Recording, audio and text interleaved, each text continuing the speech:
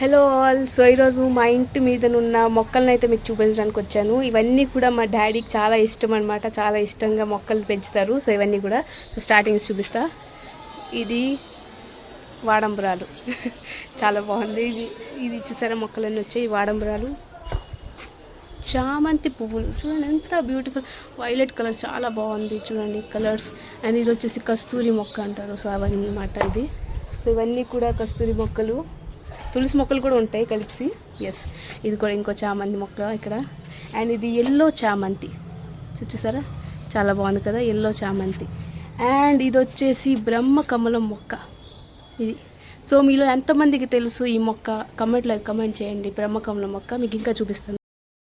So ఈ back side ఈ మొక్క చూస్తున్నారా, బ్రహ్మకమలం ఎంత ఉన్నదో.